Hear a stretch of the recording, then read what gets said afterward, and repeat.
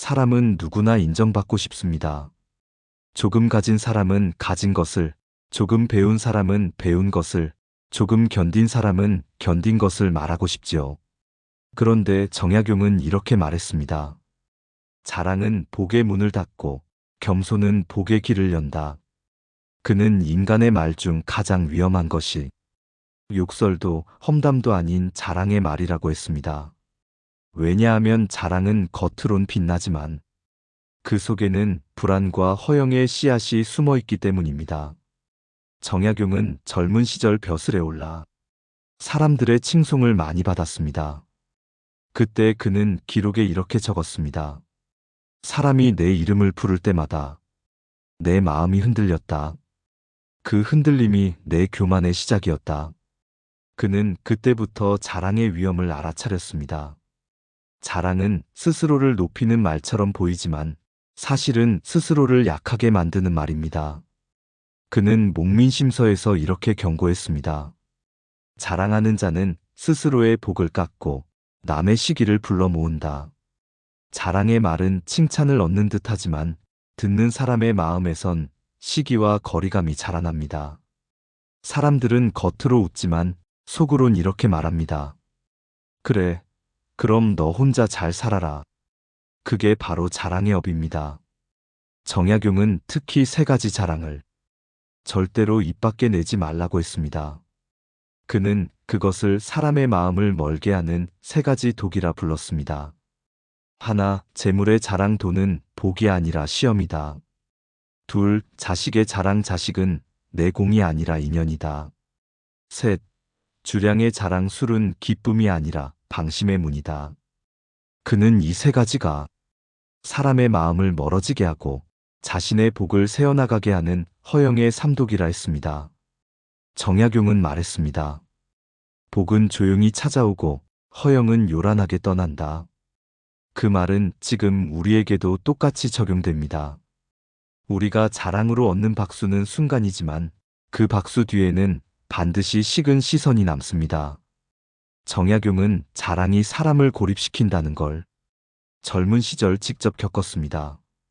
그가 벼슬에 오르고 이름이 알려졌을 때 사람들이 처음엔 박수를 쳤습니다. 그의 학문, 인품, 글솜씨까지 모두 찬양했지요. 하지만 시간이 지나자 그 박수는 시기와 조롱으로 변했습니다. 그때 그는 깨달았습니다. 세상은 남의 성공을 축하하지 않는다. 다만 그 성공을 견딜 뿐이다. 그는 당시의 일을 이렇게 기록했습니다.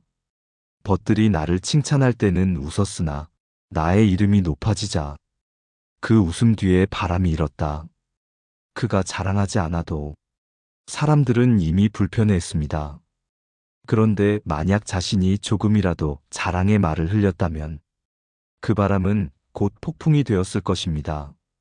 그래서 그는 제자들에게 단호히 경고했습니다. 자랑은 시기와 업을 함께 부른다. 박수는 소리나고 질투는 침묵한다. 그는 특히 세 가지 자랑, 즉 돈자식술의 자랑을 가장 경계했습니다. 첫째, 돈자랑 재물은 내 것이 아니라 세상의 것이다. 그는 이렇게 말했습니다. 재물은 사람의 그릇을 시험하는 물이다. 물이 그릇보다 많으면 넘치듯 가진 것이 마음보다 크면 탈이 생긴다. 정약용은 벼슬을 하며 재물을 모으지 않았습니다. 그는 돈이 많을수록 주변이 조용해진다는 걸 경험했기 때문입니다. 돈을 자랑하는 사람은 자신의 가치가 아닌 돈의 가치로 평가받게 됩니다. 그리고 돈의 가치는 늘 변하지요. 그게 불안의 시작입니다. 둘째, 자식 자랑 자식은 부모의 공이 아니라 인연의 결과다. 그는 흠음신서에 이렇게 썼습니다. 자식의 복은 부모의 덕으로 시작되지 않는다. 그 스스로의 길이 따로 있다. 그는 벗들이 자식 자랑을 할 때마다 웃으며 말했습니다. 그 자랑은 하늘의 일을 내 공으로 삼는 셈이네. 자식을 자랑하는 마음은 결국 자식에게 부담이 되고 듣는 이에게는 피로가 됩니다. 자랑이 아닌 기도가 필요하다고 그는 조용히 일기에 적었습니다. 자식이 내 덕을 자랑스럽게 하길 바라지 말고 내가 자식을 염려하지 않아도 되길 바라라. 셋째, 주량 자랑 술은 사람의 품격을 시험하는 거울이다. 정약용은 술을 마실 줄 알았지만 항상 한 잔을 남겼습니다. 그는 말했습니다. 술은 한 잔까지는 즐거움이요. 한 잔을 넘으면 허물이다. 그는 주량을 자랑하는 사람을 가장 안타깝게 여겼습니다. 왜냐하면 그 자랑에는 자제력의 결핍이 숨어 있기 때문입니다. 그는 제자들에게 이렇게 일렀습니다. 자랑스러운 주량은 없고 부끄럽지 않은 절제가 있을 뿐이다. 정약용은 말했습니다. 자랑은 나를 높이지 않고 내 주변을 낮춘다. 그 말은 지금도 그대로 적용됩니다. 돈 자랑은 사람의 마음을 불안하게 만들고, 자식 자랑은 관계를 멀게 만들며, 주량 자랑은 품격을 떨어뜨립니다. 그는 결론 지었습니다. 자랑은 순간의 쾌감이요, 평생의 고립이다. 정약용은 자랑을 단순히 허세로 보지 않았습니다. 그는 자랑을 인간의 불안이 만들어내는 감정의 방어막으로 봤습니다. 그는 말했습니다. 사람은 속이 비면 말로 채우려 하고, 마음이 불안하면 자랑으로 달래려 한다. 즉, 자랑은 강함이 아니라 결핍의 증거라는 뜻이었습니다. 그는 제자들에게 이렇게 물었습니다. 그대가 자랑하는 그 일은 정말 마음이 평안할 때 나오는 말인가? 대부분의 자랑은 평안할 때가 아니라 비교와 두려움 속에서 나온다는 것이 정약용의 통찰이었습니다. 사람은 남보다 조금 앞섰을 때 안도합니다. 그 안도를 확인받고 싶어서 자랑을 하게 되지요. 그러나 그 말이 전해지는 순간 듣는 사람의 마음은 달라집니다. 그의 기쁨은 곧 타인의 불편함이 됩니다. 정약용은 그 작용을 이렇게 표현했습니다. 자랑의 말은 입에서 나가면 복이 흩어지고 듣는 이의 마음에는 미묘한 바람이 일어난다. 그 미묘한 바람이 바로 시기와 거리감입니다. 사람은 겉으로는 축하합니다. 하지만 마음속에서는 나와 그 사람의 간격을 계산하게 됩니다. 그 계산이 깊어질수록 관계는 멀어지고 정은 식습니다. 정약용은 이를 말의 업으로 설명했습니다. 남의 마음에 불편함을 남기는 말은 결국 그 불편함이 내 삶으로 돌아온다.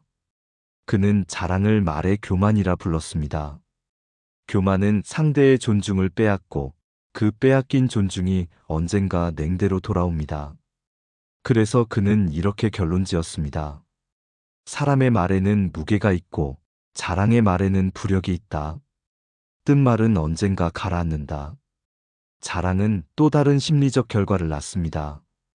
그건 기대의 굴레입니다.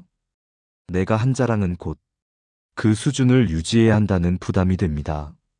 자랑은 스스로 만든 족쇄입니다. 정약용은 말했습니다. 자랑은 남을 속이는 것이 아니라 자신을 속이는 일이다. 그는 자랑이 행복을 키우는 게 아니라 평온을 빼앗는 것임을 꿰뚫고 있었습니다. 그는 제자들에게 세 가지 마음을 경계하라 했습니다. 비교하려는 마음, 증명하려는 마음, 인정받으려는 마음.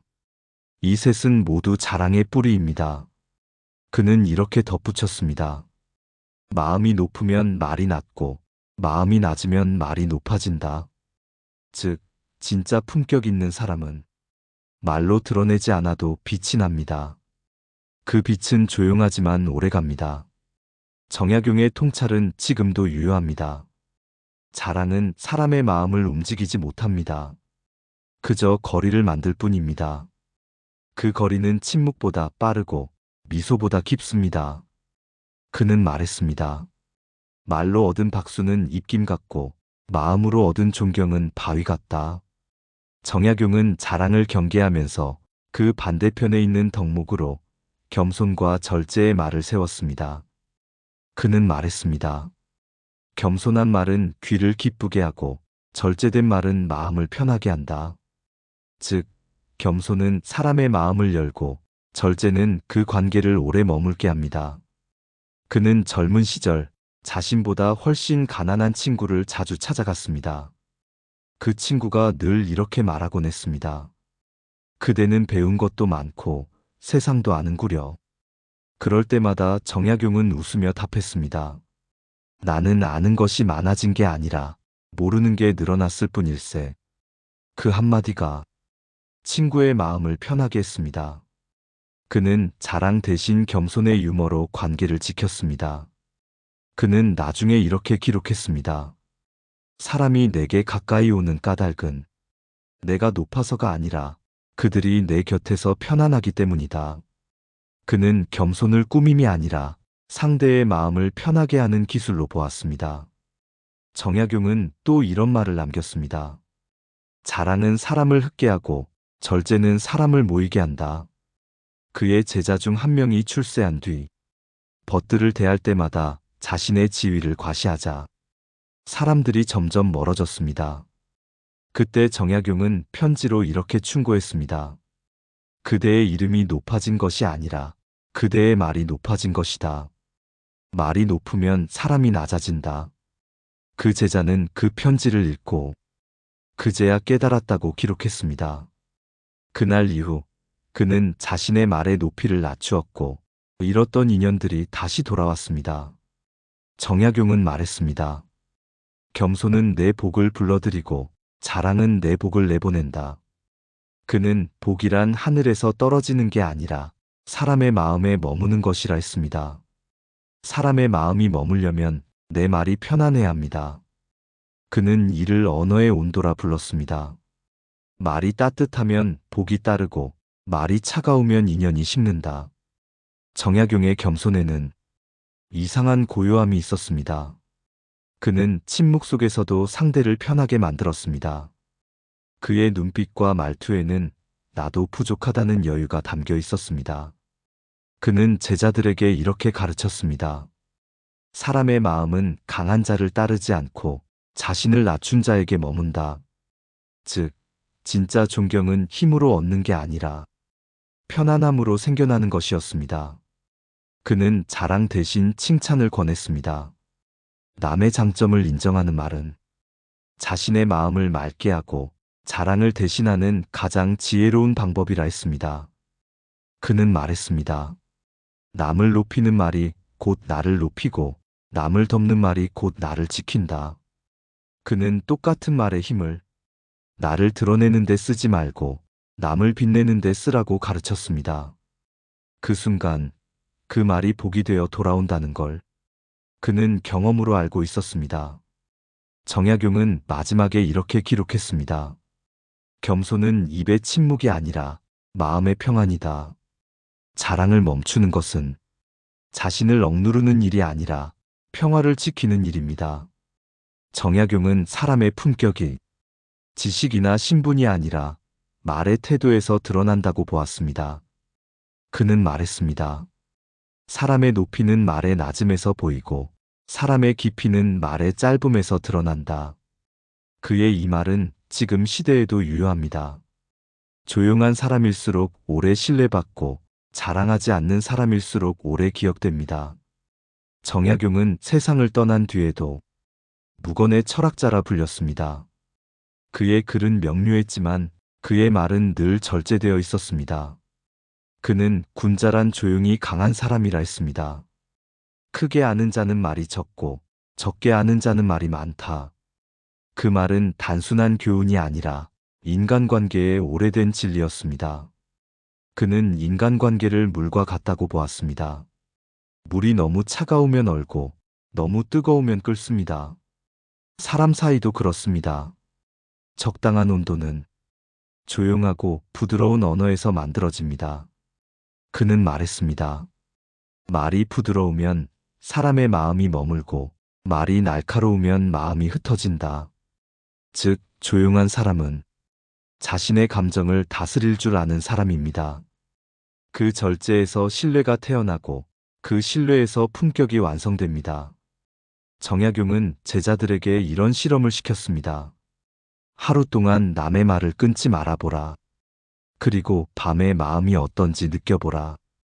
제자들은 그날 밤 적었습니다. 마음이 편했다. 그는 웃으며 말했습니다. 그게 바로 품격이다. 말을 줄이면 마음이 여유롭고 여유로운 마음이 남을 품는다. 그는 품격을 말을 다스리는 능력이라 정의했습니다. 품격 있는 사람은 말이 아니라 분위기로 말합니다. 그 주변엔 신뢰가 쌓이고 그 신뢰가 세월을 견딥니다. 정약용은 사람을 세 부류로 나누었습니다. 말로 빛나려는 사람 금세 사라진다. 행동으로 말하는 사람 오랫동안 기억된다. 침묵으로 말하는 사람 세대를 넘어 존경받는다. 그는 자신이 세 번째 사람이 되고자 했습니다. 그래서 자랑하지 않았고 칭찬도 조심히 했으며 항상 마음속으로만 되뇌었습니다. 내가 옳다 말하지 말고 내 마음이 옳기를 바라라. 오늘의 세상은 말이 넘칩니다. SNS, 대화, 경쟁, 과시. 모두가 말로 자신을 증명하려 합니다. 하지만 정약용은 200년 전 이미 이렇게 경고했습니다. 소리가 높을수록 뜻은 가볍고 말이 많을수록 마음은 산만하다. 그는 진정한 힘은 조용함의 에너지에 있다고 했습니다. 조용한 사람은 침묵을 무기가 아니라 평온의 기술로 씁니다. 그 평온이 결국 사람을 끌어당깁니다. 그는 이렇게 정리했습니다.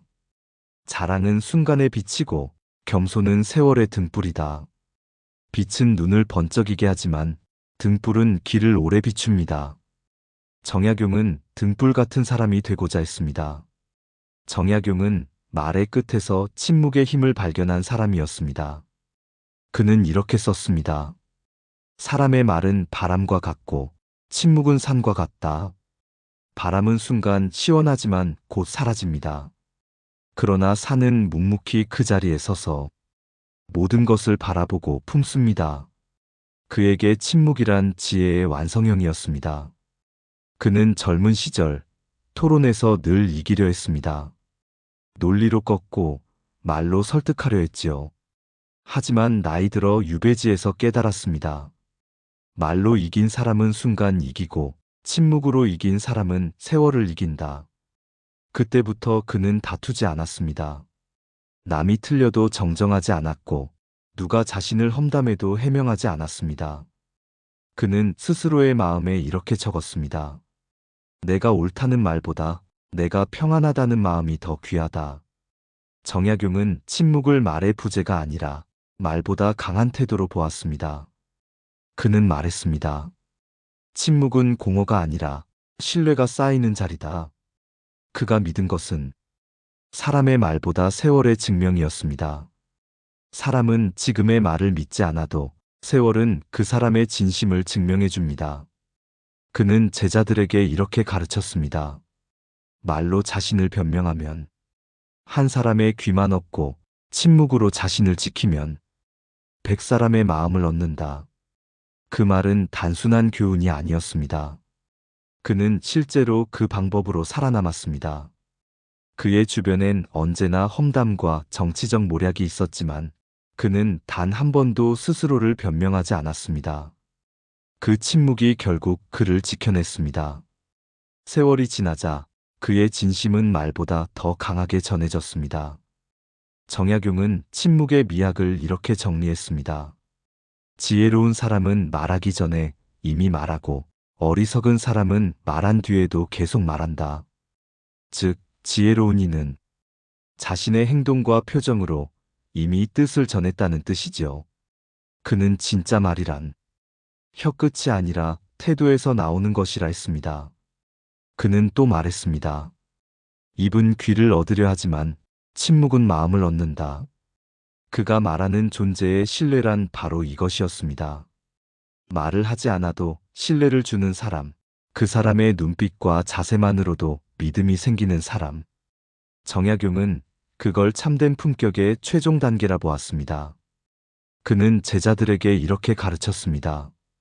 말로 설득하려 하지 말고 삶으로 증명하라. 그것이 군자의 길이다. 그의 침묵은 두려움이 아니라 확신에서 비롯된 것이었습니다. 그는 자신의 진심이 결국 드러난다고 믿었고 그 믿음이 그의 인생을 단단하게 세웠습니다. 정약용의 침묵은 차가운 벽이 아니라 따뜻한 여백이었습니다. 그 여백 안에서 사람들은 그의 진심을 스스로 느꼈습니다. 그것이 바로 말보다 태도, 설득보다 신뢰의 철학이었습니다. 정약용은 평생을 돌아보며 이렇게 남겼습니다. 사람은 말로 자신을 높이려 하지만 세상은 침묵으로 그를 판단한다. 그에게 자랑은 인생의 가장 교묘한 함정이었습니다. 자랑은 성공의 표식처럼 보이지만 그 안에는 불안허영 외로움이 숨어 있음을 그는 너무나 잘 알고 있었습니다. 그는 이렇게 썼습니다. 자랑은 기쁨을 입은 교만이요, 겸손은 고유를 입은 지혜다. 사람은 누구나 인정받고 싶습니다. 그 욕망 자체가 잘못된 것은 아닙니다. 하지만 정약용은 말했습니다. 인정을 구하면 마음이 흔들리고 스스로를 믿으면 세상이 조용하다. 즉, 진짜 강한 사람은 자랑할 이유가 없는 사람입니다. 그의 기쁨은 밖에서 오는 박수가 아니라 자신이 묵묵히 다져온 평안에서 나옵니다. 정약용은 말을 인생의 문으로 보았습니다. 입은 복이 드나드는 문이다. 그 문을 함부로 열면 바람이 들고 조용히 닫으면 향이 머문다. 그에게 겸손이란 단순한 미덕이 아니라 복을 지키는 기술이었습니다. 그는 말했습니다. 겸손은 나를 작게 만들지만 그 작음이 세상을 크게 만든다. 그는 유배지에 어느 날 자신을 욕하던 사람의 이름을 들었습니다. 제자가 분노하자 정약용은 웃으며 이렇게 말했습니다. 그 사람이 나를 욕하는 동안 나는 내 마음을 닫고 있네. 그리하여 누가 더 부끄러운지 세월이 답하겠지. 그의 말은 단호했고 동시에 평화로웠습니다. 그는 복수를 말하지 않았습니다.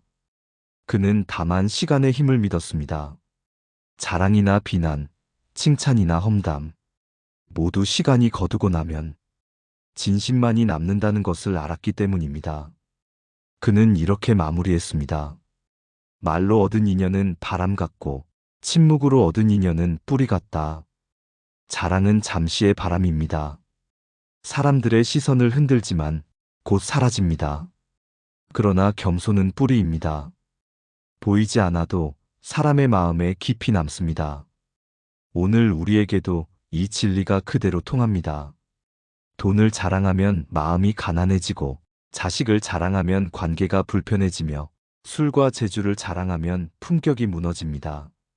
그렇다면 진짜 어른의 말은 무엇일까요? 정약용은 말했습니다. 자랑하지 말고 감사하라. 말로 빛나지 말고 행실로 향기 나게 하라. 그 한마디가 오늘 우리 삶의 가장 깊은 교훈으로 남습니다. 오늘의 철학적 결론 한 줄로 정리하겠습니다. 자랑은 허공으로 흩어지고 겸손은 세월에 남는다. 말로 높아지려 하지 말고 조용히 깊어지라. 감사합니다. 깨달음의 광장이었습니다.